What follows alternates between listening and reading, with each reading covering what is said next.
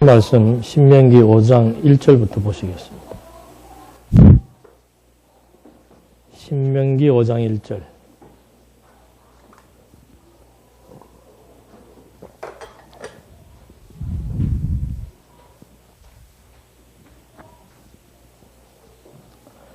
모세가 온 이스라엘을 불러 모으고 그들에게 말하였다. 이스라엘아, 내가 오늘 너희 귀에 말하는 규례와 법도를 듣고 그것들을 배우며 지켜 행하여라. 여호와 우리 하나님께서는 호렙에서 우리와 언약을 맺으셨으니 이 언약은 우리 조상들과 맺으신 것이 아니라 오늘 여기에 살아있는 우리들 모두와 맺으신 것이다. 여호와께서는 그 산 불 가운데서 너희와 함께 얼굴을 서로 마주보며 말씀하시니 그때 너희가 불을 무서워하여 산에 올라가지 못하였으므로 내가 여호와와 너희 사이에 서서 너희에게 여호와의 말씀을 전해주었다. 여호와께서 말씀하셨다. 나는 너를 이집트 땅 곧 종살이하던 집에서 인도하여 낸 여호와 내 하나님이다. 6절까지 말씀 봉독해 드렸습니다. 5장으로부터 11장까지는 계명에 대한 교훈입니다. 그래서 먼저 앞에서는 과거에 대한 회고로서 1장에서 4장까지는 과거의 이스라엘 역사에 대한 회고를 해주었고 이제 그 역사를 배경으로 해서 5장으로부터 11장까지는 계명에 대한 교훈을 해주고 있는 겁니다. 그러니까 역사에 대한 교훈이라고 하는 것은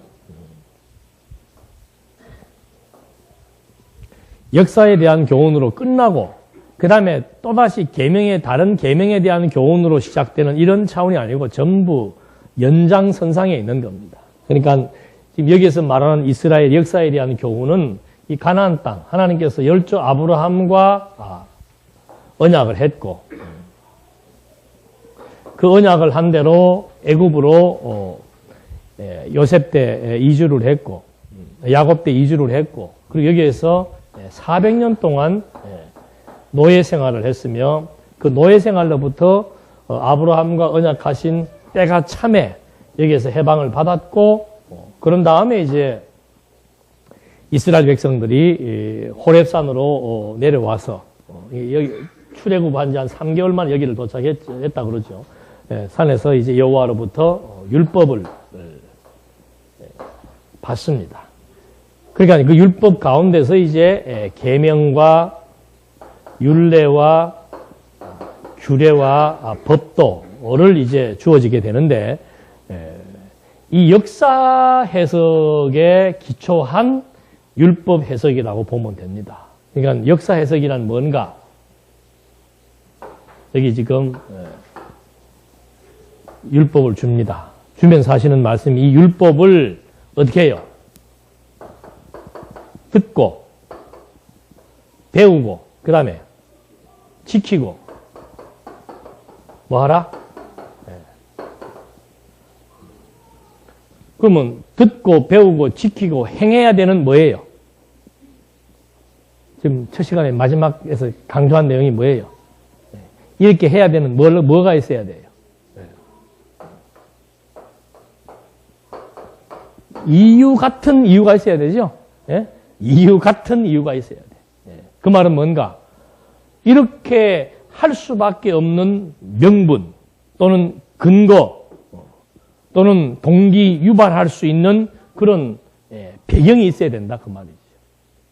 그러니까 지혜로운 부모들은 자녀들이 어떤 행동을 할 때 그거 하지 마라 이게 안 되는 거예요. 하지 말아야 되는 뭐를? 이유를. 또 현명한 자녀들도 부모에게 무엇을 요청을 할 때는 아빠 나 그 갤럭시라고 그러나? 갤럭시가 갖고 싶다. 그러면 부모가 뭐라고 그래요? 현명한 부모는 뭐라고 그래요? 현명하지 못한 부모는 뭐라고 그래요? 야, 이 자식아, 쓸데없는 소리 하지 마. 공부나 열심히 해. 그럴 거고. 현명한 부모는 왜 그런데? 하면은 현명한 자녀는 또 어떻게 얘기해요? 그거를 자기가 얻기 위해서는 상대방을 뭐 해야 돼요? 설득해야 돼요. 어떻게? 분명한 이유를 딱 설명을 해야 되죠. 이게 없음으로써의 무슨 불편한 점이 있고 이게 있음으로써 좋은 점이 있는데 이 좋은 점이 지금 내 현실에 있어서는 뭘 하는데 좋다? 예. 공부를 하고 강의를 듣는데 이러이러한 좋은 점이 있다. 예. 근데 그것도 이제 본인이 신뢰감이 있어야 되죠. 예. 예.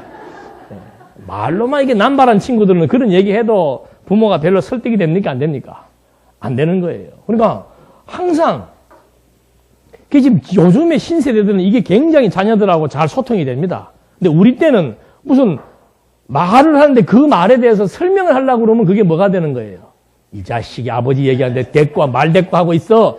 그러니까 아예 처음부터 원천 봉쇄 당해가지고 이렇게 뭘 하려고 그러면 그러니까 이제 그렇게 배운 우리들 세대는 자식들이 뭐 말하면 뭐라고 그래요? 또 대드네? 예. 그건 대드는 게 아니에요. 표현을 하는 거지. 예. 그러니까 목사도 마찬가지예요. 무식한 목사는 교인들에게 뭐라고 얘기하는 거예요? 시키는 대로 해라 이거죠. 그리고 누가 교인이 뭐 질문 좀 하면은 뭐라고 그래요?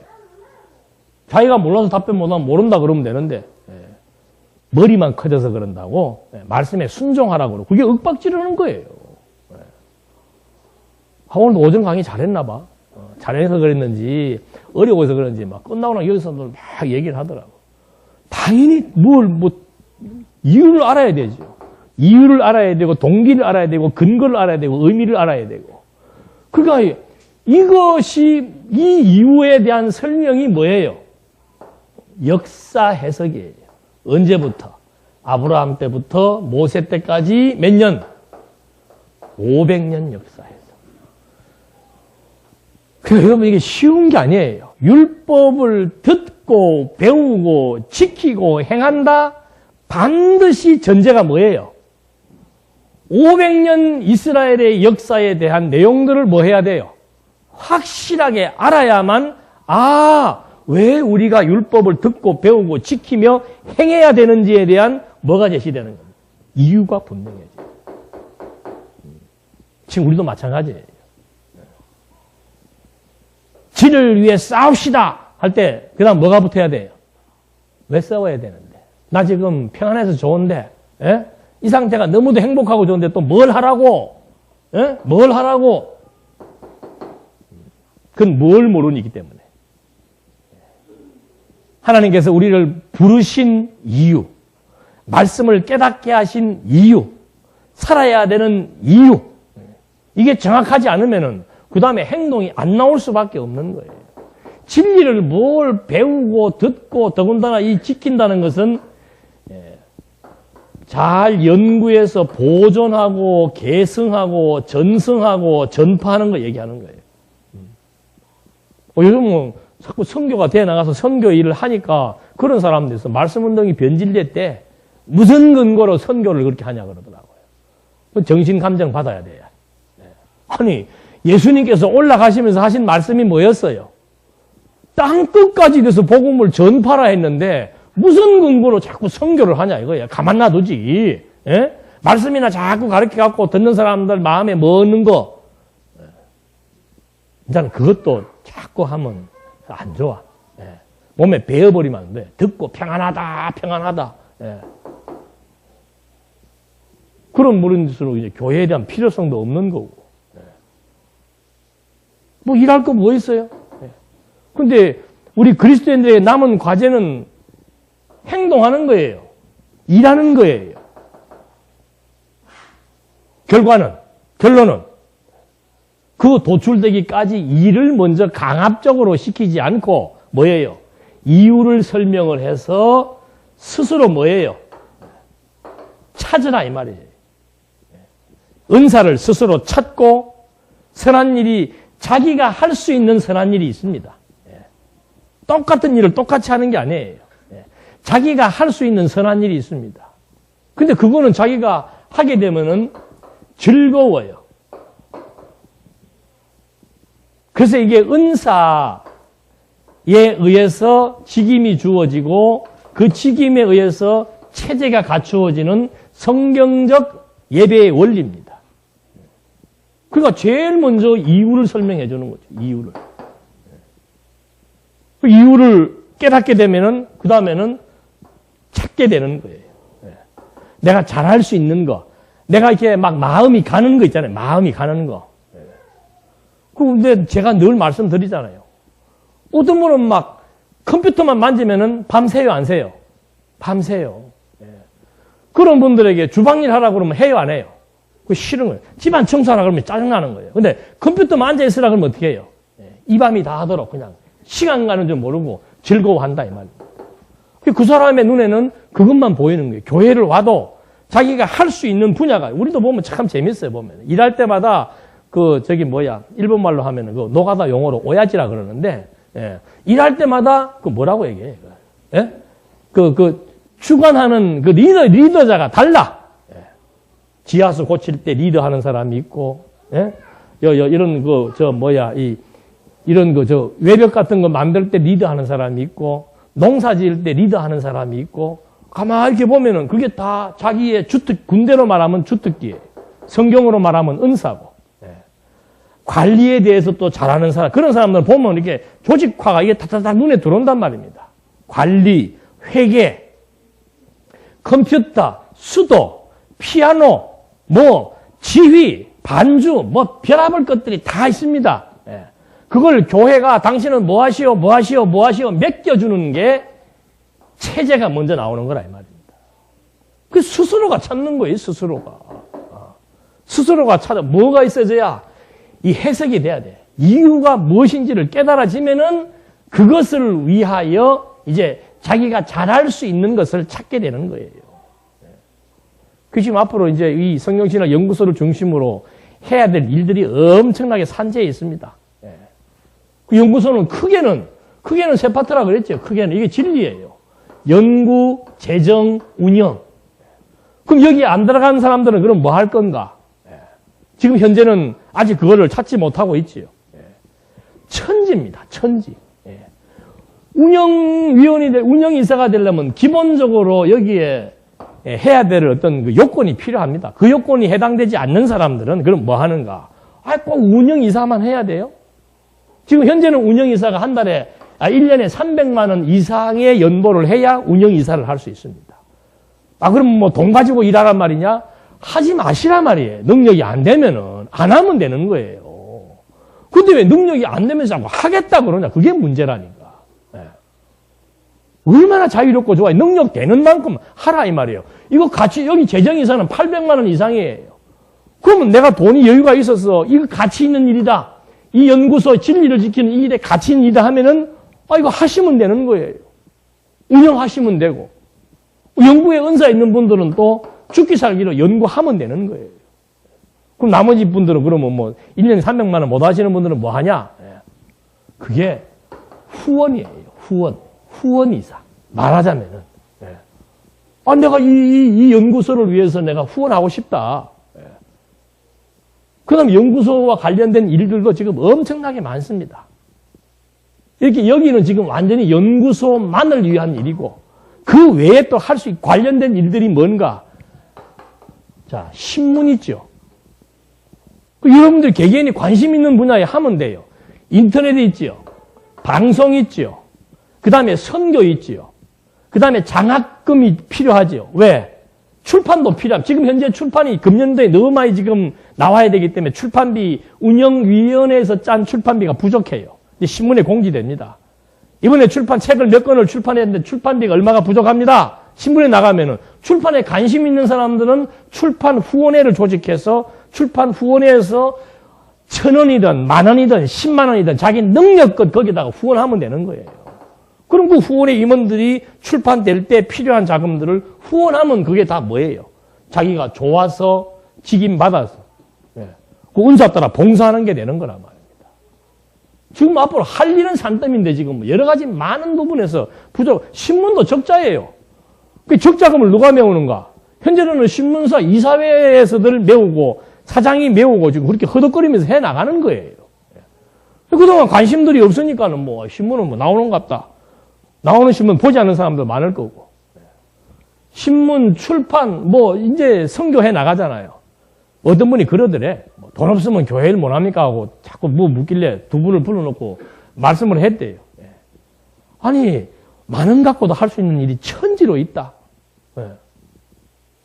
많은 갖고 할 수 있는 일이 뭐가 있겠어요? 많은 갖고 할 수 있는 일이. 다 할 수 있어요, 다. 혼자는 못하지. 뭐 결성하면 돼요? 위원회 만들면 돼. 신문사 후원회, 뭐 선교위원회, 무슨 위원회, 무슨 후원회 만들어가지고 공지하면은 그 관심 있는 사람들이 이제는 세계적으로 모여야 됩니다. 세계적으로. 예. 인터넷 시대가 돼가지고 벌써 미국에서도 신문사 지소내고 싶다고 저한테 메일이 왔어요. 아직 공식화되지도 않았는데. 예. 그럼 자기 관심 분야에서 하면 돼. 예. 이런 목적으로 좀 열심히 일도 하시라. 그래야 일할 맛이 나지요. 예. 실컷 일해가지고 뭐. 예. 요즘 애들은 알바하면 그렇게 알바하더만. 죽으라고 막 밤새도록 알바해가지고 폰 사고. 그건 자기가 가치 있으니까 그런 거예요. 자기가 가치 있으니까. 폰이 가치로우면은 알바해서 사듯이 여러분이 일하는 것도 목적을 갖고 일을 해야 되죠. 목적을 갖고. 예. 아, 일하기 때문에 바빠요. 그럼 일하는 거 바쁜 것 자체를 나무라는 게 아니라니까. 뭐 때문에 그 일을 그렇게 바쁘게 하냐 이거죠. 공부도 못하고 뭐 듣고 배우고 할 시간도 없을 정도로 바쁜 거예요. 뭐 하려고? 천지가 일입니다. 천지가. 5,000원 갖고도 할 수 있고 1,000원 갖고도 할 수 있어요. 그래서 이거에 대한 은사가 뭔가 내가 관심 가는 분야, 좋아하는 분야가 있는 거예요. 나는 이것이 내게 의미가 있다. 아, 여러분 3명만 모이면요 3만 원만 있으면은 필리핀에 있는 목회자 생활에 엄청난 도움이 됩니다. 중국에서 목회하는 사람들 한 사람에게 엄청난 도움이 되는 거예요. 3만 원만 있어도. 5만 원만 있어도 그렇고. 아, 그러면 한 달에 5만 원 혼자 부담스러우면은 10명이 모이면 5천 원만 하면 되잖아요. 예를 들어서. 그 일들을 찾지를 못하고 어디에 안주한 거예요. 글자 멋있죠? 이게 20년, 30년을 굴러온 거예요. 20년, 30년. 그러니까 발전이 없죠. 계속. 모든 게 다 줄어들어가는 거예요. 기운도 다 빠져들어가고. 30년 돼갖고 펄펄거리는 사람들 몇 사람이 없다니까. 우리 이 안에서. 목회자들도 마찬가지고, 장로님도 마찬가지고, 성도님도 마찬가지예요. 뭐. 펄펄거려져야 되는데, 30년 동안 여기에서만 머물러 버리니까, 여러분 좋은 것도 계속 좋으면 좋아요, 안 좋아요? 안 좋아요. 처음에나 막 좋지. 그 다음에는 뭐 똑같은 거 계속 해버리면 안 좋아요. 그러니까 이게 운동이 되어가지고 활성화가 되어가지고 모든 피가 막 돌아야 계속해서 이게 생명의 기운이 넘치는데 쌓여서 빠지기만 하니까 안 좋죠. 그래서 말씀을 들어도 그 말씀이 되는 거예요. 그 말씀이. 예. 다 하면 원리 다 똑같은 원리 아니에요. 이거 다. 뭐 별말이 그렇게 새로운 말이 뭐 그렇게 새로울 게 있습니까? 30년 동안 했으면 그 말이지. 예. 이유. 그래서 이 율법이라고 하는 것이 이스라엘 민족을 지배해 나가는 중심 사상입니다. 이걸 지금 잘 듣고 배우고 지키고 행하게 하기 위해서는 500년 역사 해석이 안 되면 불가능한 거예요. 그래서 이 500년 역사 해석에서 가장 충격적인 사건이 뭐예요? 여러분 한번 상상을 해보십시오. 400년 동안 뭐가 됐다? 노예가 됐다? 이건 자유가 없는 겁니다. 자유만 없는 것이 아니고 온갖 혹독한 고통과 시련과 핍박과 노동에 시달리는 삶입니다. 우리 일제 경험은 안 했습니다만 일제 30년 동안 억압받았다는 것이 얼마나 피맺히고 한맥히는 사건인데 36년만 그렇게 살아도. 그런데 400년 동안 자유를 잃어버리고 나중에 마지막 가갖고는 자식 아들을 놓으면 아들을 다 어떻게 했어요? 다 잡아다가 죽이는. 여러분 상상을 해보십시오. 예? 내가 놓은 자식을 정부에서 뺏어갖고 다 죽여버린다? 그렇게 참혹하고 비참한 현실이 어디가 있습니까? 그리고 막 거의 생명만 유지할 수 있도록 밥 먹고 가혹한 노동에 시달리고. 노동을 했으면 돈이 주어져야 될 거 아니에요. 그런 대가도 없습니다. 안 하면 두드러 패고 잡아 가두고 가혹한 일을 시키고. 왜? 자식 못 놓게 하려고 막 더 혹독하게 일도 시키고 자식 놓으면 잡아다 죽이고. 그런 가장 참혹한 여건 속에서 하나님이 뭐 하는 거예요? 해방시키는 거예요. 이스라엘은 두 가지를 현대사회에 와서는 나치에게 학살당했던 600만 명이 학살당했던 사건을 잊을 수가 없고 고대사에서는요. 애굽의 400년 동안 노예 생활을 이스라엘 민족들은 잊지 못하는 충격적인 고대와 현대의 두 가지 사건입니다. 그러니까 여기에서 하나님이 뭐 해준 거예요? 해방시켜 주었다. 이게 우리는 지금 이제 안 와닿잖아요.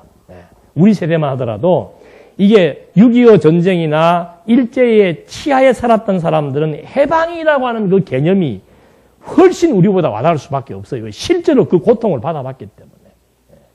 그냥 여러분 그 애국가 가사 보십시오. 동해물과 백두산이 마르고 닳도록 누가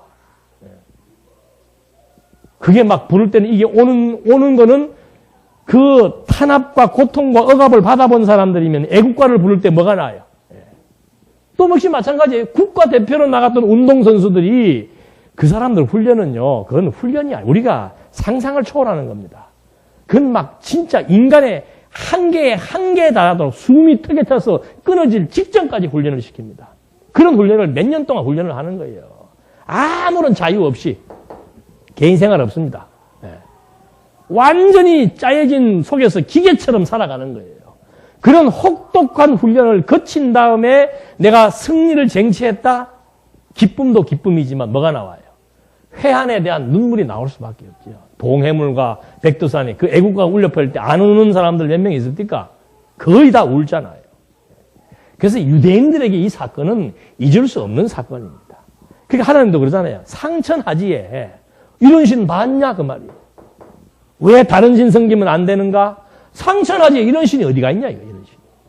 그 이런 신 속에는 400년 노예에서의 해방 사건도 있지만 이제 여기서 해방시키기 위해서 전조적인 사건을 하나님이 보여주잖아요. 10가지 재앙을 내립니다. 그거 다 하나님이 잊지 않게 하기 위한 사건이에요. 10가지 재앙 보여줍니다. 뭐 무시무시하지요. 애굽도 떨고 유대인도 떱니다. 마지막에서는 너희가 우리 어린아이들 죽였지? 하나님께서 너희들 이제 첫 것들 다 죽여버린다. 그게 6월절 사건 아니에요.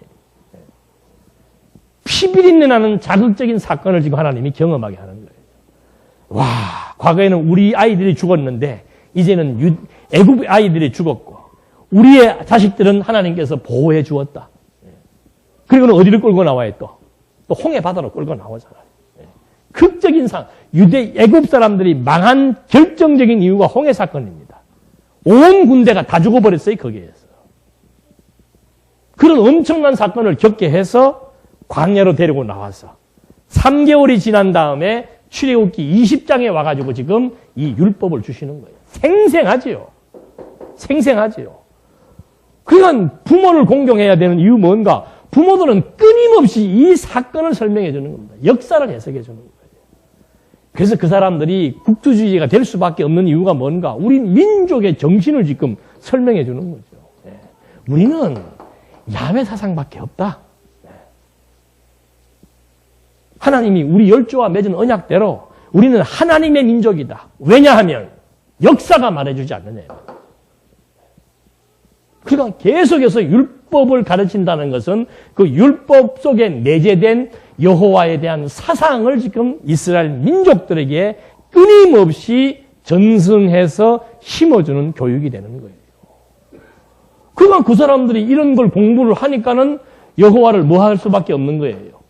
경외해야 되는 이유를 정확히 아니까 여호와 경외할 수밖에 없고 지금도 그들은 율법을 듣고 배우고 지키고 행할 수밖에 없는 그런 그들의 삶들이 그래서 여기에서 표출되는 거라 그 말입니다. 우리도 막 똑같습니다. 그리스도를 의지하고 여호와를 경외해야 되는 이유가 어디에 있는가? 이 사람들은 노예 생활이었다면 우리는 어디에 노예가 된 거예요?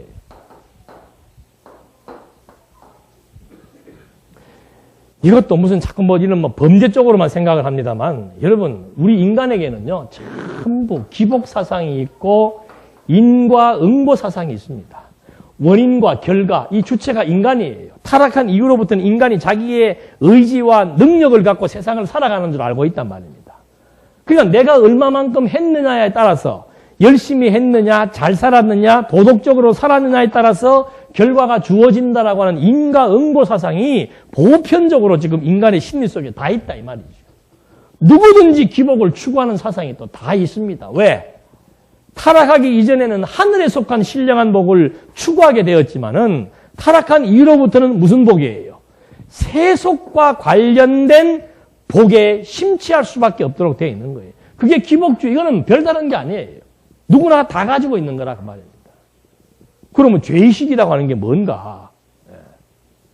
죄 없는 사람 있어요, 없어요? 한 사람도 없지요. 시대든 뭐 한 사람도 이 죄로부터 자유로울 수 있는 사람은 한 사람도 없는 거예요. 그러면은 인생을 살면서 일평생 형통한 길로만 사는 사람이 또 이겠습니까? 없겠습니까? 없어 또요. 우리가 볼 때는 그 사람 형통하다, 행복하다 하지만은 그 사람 자신에게 물어보십시오. 행복한가? 예? 현대건설 사장이 행복한지, 삼성의 아들이 행복한지, 딸이 행복한지 한번 물어보시란 말입니다. 행복한데 왜 자살을 합니까? 행복한데. 제가 그런 예 들으잖아요. 호주에 그냥 막 멋있는 그 바닷가에 앉아가지고 비둘기 모여주는 사람들 그림은 이뻐 보이잖아요. 행복합니까? 얼마 전에는 호주가 자살률 세계 1위였잖아요. 가장 살기 좋은 곳이 호주였습니다. 먹고 자고 근심 걱정하지 않고 노후 대책 잘 돼 있고 캐나다, 호주 자살률 무지하게 높습니다. 이제는 그 자살률에 누구가 들어간 거예요? 한국 사람들이요. 60년, 70년 되는 자살하라고 해도 안 해요. 왜요? 왜? 살아야 되는 목적이 분명했기 때문에. 내가 벌어야 자식이 살고 내가 벌어야 우리 식구들이 밥을 먹고 살아야 되는 목적이 분명했기 때문에. 지금은 조금만 하면 평생 먹을 수 있는 거예요. 그러니까 삶에 낙이 없는 거죠. 이 죄의식이 어떤 일이 안 될 때는 전부 어떻게 두 가지예요. 안 되면은 자기 탓하는 사람이 있고 상대방 탓하는 사람이 있습니다. 자기 탓하는 사람들은 완전히 패배의식에 젖게 되어 있습니다. 나 때문에 애가 병들었고 나 때문에 집안이 안 되고. 옛날 우리나라 보십시오. 며느리 하나 잘못 들어오면 집안이 어떻게 된다고 그랬어요? 그건 이제 상대방에게 책임을 묻는 거예요. 상대방의 책임 묻는 사람은 또 분노, 증오, 적개심 가지고 있습니다. 자기에게 책임을 묻는 사람은 열등감, 패배의식, 우울증에 사로잡히게 됩니다. 현대에는 제일 좋은 학과가 정신과하고 정형외과예요. 이제 앞으로는 의사 될 사람들 그 두 개만 선택하면 돼. 갈수록 정신질환자들이 막 계속해서 양산됩니다. 왜? 추구할 만한 가치가 없으니까. 그러니까 어디로 지금 전부 다 관심이 가는 거예요. 정신세계, 정신을 가꿔야 되는데 정신을 가꿀 만한 진리가 없으니까 뭘 가꾸는 거예요, 이제. 눈 크기, 예? 코 높이, 키. 키가 아무리 크면 뭐예요? 정신이 제대로 살아있지 못한데. 키 좀 작으면 어때요? 정신이 살아있으면 되지. 뭘 때같이 잘생기면 뭐예요? 정신은 흐리멍텅한 인간들이고 평생 살 겁니까? 근데 부모들은 신랑감 고르고 며느리감 고를 때 뭘 봐요? 신랑의 직장이 어떻고, 직장도 중요하죠. 이런 거 다 중요하지. 가장 근본은 그 친구의 정신세계가 어떤지를 알아야 되지. 정신세계가 어떤지를. 서울대학 나오면 뭐예요? 더 큰 도둑질 하는데. 여러분, 인문학이라고, 지금 이 세상 교육이라고 하는 것은 인간을 전부 다 인본주의화 만들어서 죄의식에 사로잡혀서 다 정신 지체자를 만들어버리는 종교입니다. 무서운 거예요, 이거. 이제는 학교가 없어질 겁니다. 지금 없어지고 있잖아요. 대학교 37개 폐교시킵니다. 점점 대학도, 고등학교도, 초등학교도. 왜? 가서 교육을 맡겨봤댔자 제대로 된 교육 이념이 없으니까. 그래서 이제는 홈스쿨이 점점 생겨나기 시작하는 거예요. 가정에서 하는 교육이 최고다. 가정교육은 뭐로 하려고요? 네? 부모 말 잘 들으라 그러라고? 안 그러면 네 하고 싶은 대로 하라 그러려고? 어림없습니다. 그래서 이 죄의식이라고 하는 것은 한 사람을 완전히 한 사람의 정신세계를 완전히 병들게 만들어버리는 거예요. 여러분 말씀 듣고 어떻게 된 거예요? 여기에서 해방된 거 아니에요. 여호와 경외하며 여호와의 명령이 무엇인 줄 알고 그 뜻을 추구할 만한 가치가 있다 없다? 출발점부터 정확하게 알아야 됩니다. 출발점부터. 그래서 우리 이 말씀 듣는 분들은 대부분 어떤 분들이 접근하는가 하면은 두 가지 부류예요. 현상적으로 이 세상에서 실패한 사람. 아니면은 이제 정신적으로 굉장히 문제의식을 많이 가지고 있는 사람들. 그렇지 않은 사람은 여기 접근 안 해요. 얼마 전에도 보니까 대구에 어떤 계시는 분이 막 목사님하고 대화하고 있는데 전화가 왔어. 욕기서를 듣는데 이렇게 기가 막히고 욕기서가 일어난 줄 몰랐다. 그 말할 때 저는 알지 옆에서. 저 사람이 상황이 어떤 상황이겠습니까? 예? 망한 거예요. 망해가지고 교회 나가야 사람 대우 받습니까? 못 받지요? 나보다 못한 것들이 지금 장로하고 막 집사하고 다니는데 자기는 사회에서 지금 계단이 위치해 있던 사람인데 완전히 망해가지고 교회 나가니까 사람 취급도 못 받죠. 근데 이 말씀을 들으니까 망하게 하시는 분도 하나님이시고 막 흥하게 하는 분도 하나님이고 망하게 해가지고 하나님 깨닫고 경외하고 막 위로가 되니까 막 최고다 이거지요. 그 감동이 잊어버려지지 않으려면 어떻게 해야 돼요? 계속해서 듣고 배워야 되는 작업이 이 지속성이 유지되지 않으면은 그 감동은 쉽게 또 사라집니다. 환경만 바뀌면 금방 사라지게 되는 거예요. 인간이 그렇게 만들어져 있기 때문에 그래요. 똑같은 거 2번, 3번, 반찬도 2번, 3번 올라오면 먹어요, 안 먹어요? 똑같은 반찬 2번, 3번 와봐요. 안 먹지. 마찬가지예요. 그래서 이 무엇으로부터 이스라엘 민족은 노예 생활로부터 해방되었다? 우리는 죄와 사망의 권세. 이 사망도 우리는 이거 별거 아닌 것처럼 생각하지만 사실 이건 무시무시한 거예요. 죽음보다 무서운 게 어디가 있어요, 죽음보다. 죽음이 뭔지를 알아서 이겨버리면 괜찮지만은 그 사망 권세라고 하는 것이 그게 얼마나 무서운 권세인데. 나는 죽는 것은 무섭지 않아요? 뭐는 무섭고? 참, 말 앞뒤가 안 맞아. 죽는 게 근본인데. 죽는 거 무섭지 않은 사람은 세상 감당 못 합니다. 바울은 죽으려고 예루살렘으로 가잖아요. 세상이 감당 못 한다니까요. 근데 죽는 거는 안 무서우는데 왜 수입 주는 거는 무서워요? 말이 안 맞지요. 그래서 정말 말씀을 통해서 죄와 사망이라고 하는 그 권세로부터 벗어나서 우리 각자에게 주어진 여건과 환경 속에서 누릴 수 있는 자유, 평화, 그 진리는 이런 것으로부터 우리를 뭐하게 한 거예요? 자유를 얻게 한 것이죠. 자유. 자유와 방종은 다른 겁니다. 내 하고 싶은 대로 하는 게 자유가 아니에요. 진리를 통해서 하나님의 선한 뜻이 무엇인지를 분별하고 이런 죄의식과 사망 권세로부터 탈피되어져 가지고 어떠한 형편에 처하든지 간에 평안을 누릴 수 있는 자, 그게 자유자예요. 잘 돼가지고 뭐 마음 편안한 거예요. 누가 못해요? 통장에 20억 갖고 있는 사람이 그거 뭐 내일에 대해서 걱정하겠어요? 노후 걱정합니까? 안 합니까? 그게 평안이 아니라니까요. 통장에 20억이 없어도 지금 내가 암에 걸려갖고 죽는다고 해도 참된 자유를 아는 사람은 심령의 평안을 잃지 않는 거예요. 그 자유와 평안과 진리와 자유와 평안, 이게 뭐라 그랬습니까? 하나님의 나라예요. 하나님의 나라. 뭐 하나님의 나라 그러니까 뭐 별것이 아니에요. 진리에 의해서 모든 세속적 가치로부터 신령적 가치를 추구하며 평화를 누릴 수 있는 자, 마음의 평안을 누릴 수 있는 자, 그게 하나님의 나라를 지금 누리며 사는 거죠. 그래서 바울이 로마서에서 하나님의 나라는 먹는 것과 마시는 것이 있는 것이 아니고 성령 안에서 뭐라고 그랬어요? 오전에 잠깐 하다 말았잖아요. 의가 뭐예요? 하나님의 뜻을 아는 거예요. 진리를 통해서 하나님의 뜻을 아는 거잖아요. 의와 평강과 희락이라. 그게 하나님의 나라예요. 하나님의 나라. 그러니까 진리 빼고 나면 뭐가 있어요? 아무것도 없는데. 진리가 우리를 자유케 하는 것이지.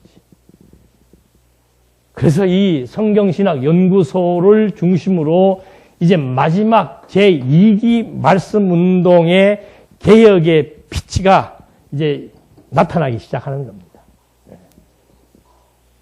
인터넷과 더불어서 첨단 IT 산업과 더불어서 이제는 뭐 일일이 뭐 중국을 가서 하는 것도 한두 번으로 끝나는 그 언제 가서 어떻게 합니까? 이제는 막 급속도로 이 IT 산업이 발전되어 가지고 이제는 뭐 통역, 번역 아주 쉽게 할 수 있는 그런 이제 체제가 갖춰질 거예요. 책도 이거 이제 일일이 가서 뭐 책 한 권 요새 이런 거 하면 2만 원, 3만 원씩 하잖아요. 차 한 잔 마시면서 한 3,000원 주면은 차 한 잔 마시는 시간에 내가 보고 싶은 책 엔터 치면은 톡 떨어진답니다. 차 한 잔 마시는 시간에.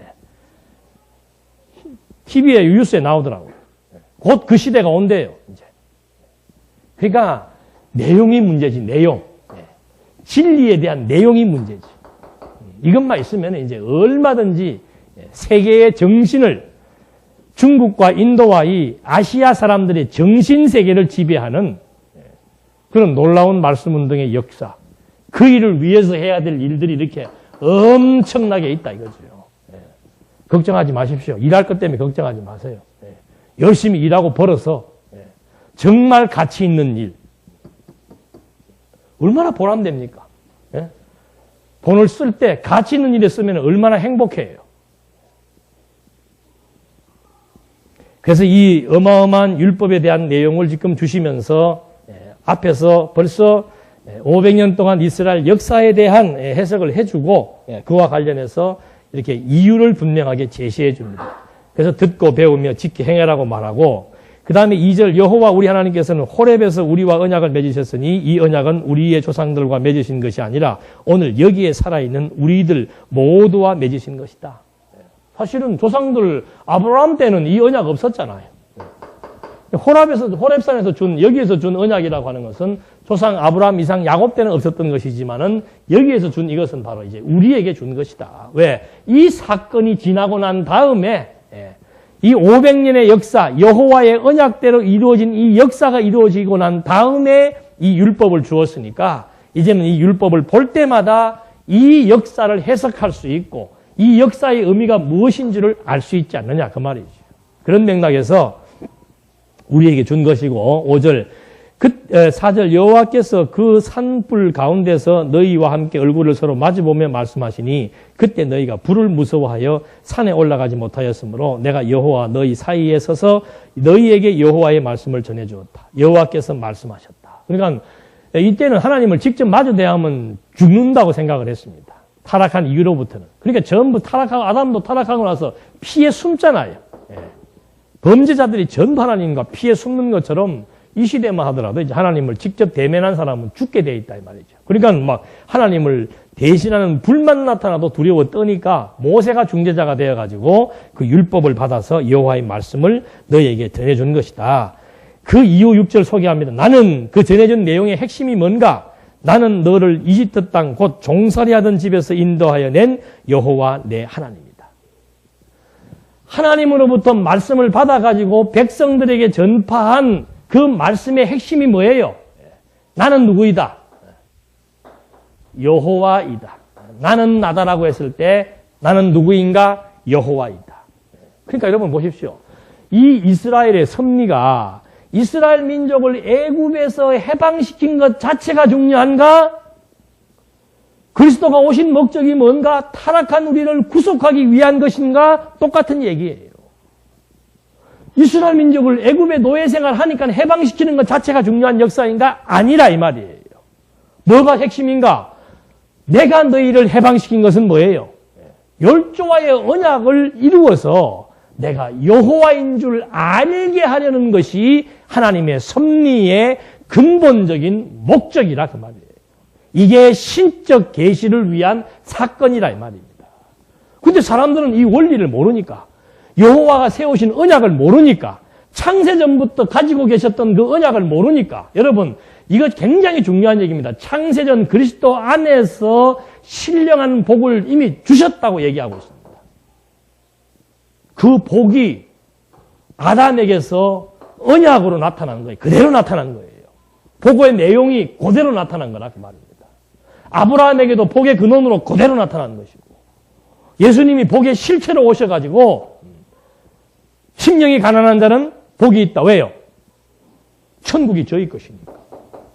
그 복이 바로 하나님의 나라를 소유하는 거라 그 말이에요. 그러니까 이 원리가 바로 뭔가 작정을 뭐 하시는 거예요? 작정을 피조세계에 알려준 것이 언약입니다. 그 언약을 반드시 성취하심으로써 여기는 영원하신 하나님이라면은 계시세계의 하나님의 모습은 뭔가? 여호와로 존재하시는 거라 그 말이에요. 그냥 구약성경에 전부 뭔 줄 알리라? 여호와인 줄 알리라. 여호와인 줄 알리라. 왜? 언약을 이루셨기 때문에. 왜 피조세계에서 하나님이 여호와로만 드러나야 되는가? 창세전 하나님의 작정이 있었기 때문에.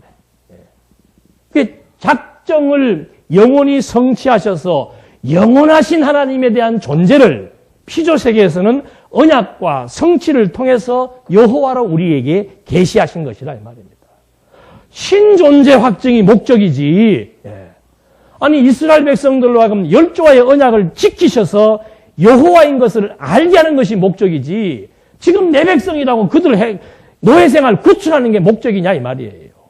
구출하는 게 목적이라면 아예 안 보내면 될 거 아니에요. 타락한 백성 구원하는 게 목적이라면 아예 처음부터 선악과 안 만들면 되고 타락 안 시키면 되지요. 그런데 이 원리, 그래서 제가 자꾸 이 1장 28절은 여기에서 나타난 1장 28절의 근거는 창세기 1장 3절로 5절 말씀에 나와 있는 창세 전에 세우신 작정에 근거한 거라 그 말입니다. 이게 이루어져야 여호와의 존재가 우리에게 확정되는 것이고, 여호와의 존재가 확정됨으로써 영원하신 하나님의 존재에 대한 믿음이 우리에게 가능해지는 거라 그 말이에요. 이걸 우리는 신적 계시라고 얘기하는 거라. 맨날 인간이 뭐 어쩌란 말이에요, 인간이. 인간 뭐 타락, 인간의 자유의지로 타락을 하고, 타락한 인간이 하나님께서 인간을 위해서, 무슨 인간을 위하긴 인간을 위해요. 여호와 당신 자신을 위한 것이지. 인간을 위한다면 모든 인류를 다 구원해야지. 안 그래요? 인간을 위한다면 모든 인간을 다 구해야지. 왜 어떤 인간은 사랑하고 어떤 인간은 미워해요? 그러니까 바르트라는 신학자가 이거는 말이 안 된다. 하나님이 인간을 중심으로 섭리를 했다면 모든 인간을 다 사랑하신다. 모든 인간 다 사랑해서 모든 인간 다 구원받으니까 지옥도 필요 없고 다 천국 간다고 얘기하는 거죠.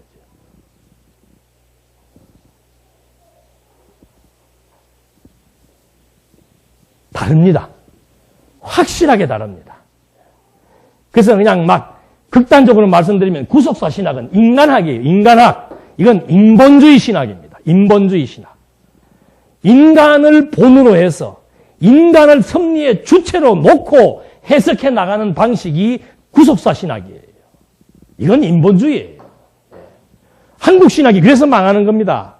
세계 신학이 자유주의 신학에게 함몰당하는 이유가 뭔가? 인본주의 신학을 가지고 하니까 인본주의에 대한 학문은 자유주의가 훨씬 더 토대가 구축되어 있고 막강하죠.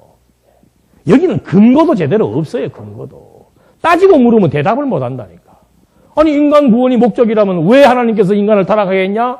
아 그거는 인간이 자유의지가 있어요. 인간이 자유의지가 있다고? 그럼 하나님이 절대자가 아니네? 맞다. 똑같이 돼버리잖아요. 이건 정말이에요. 유사신학이 아닙니다.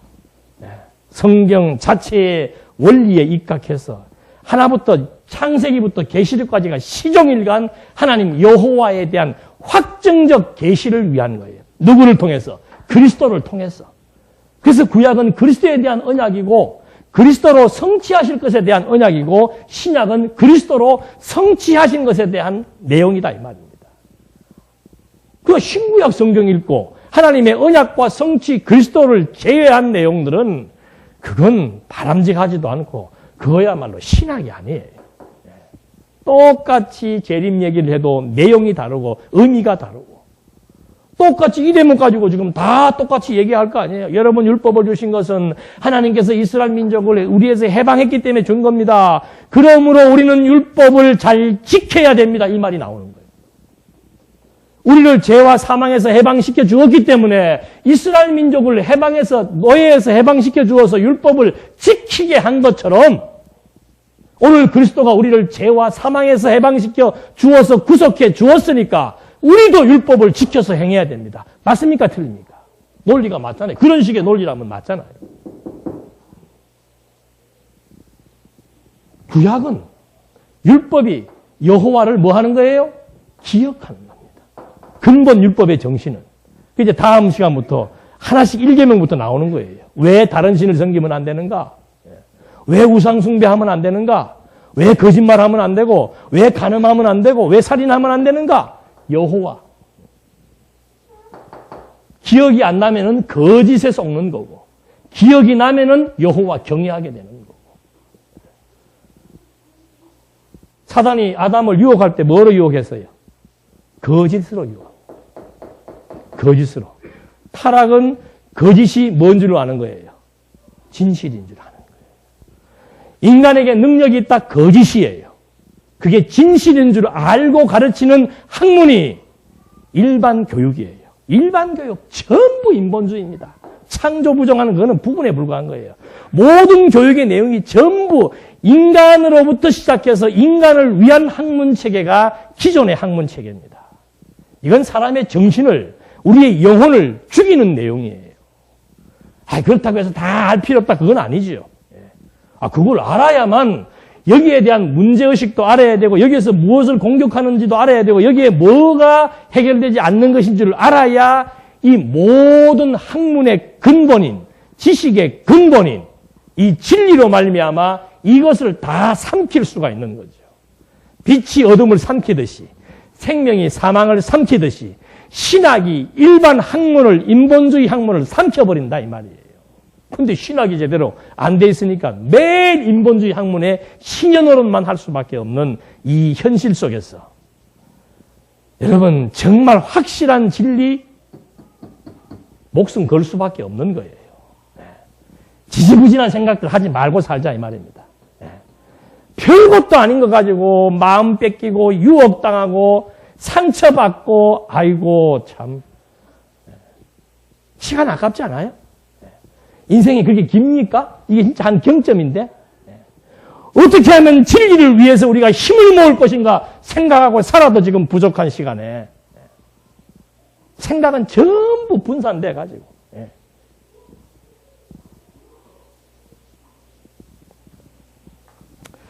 그러려니 하십시오. 서울 갔다 오면 그 다음 주일은 이럴 수밖에 없습니다.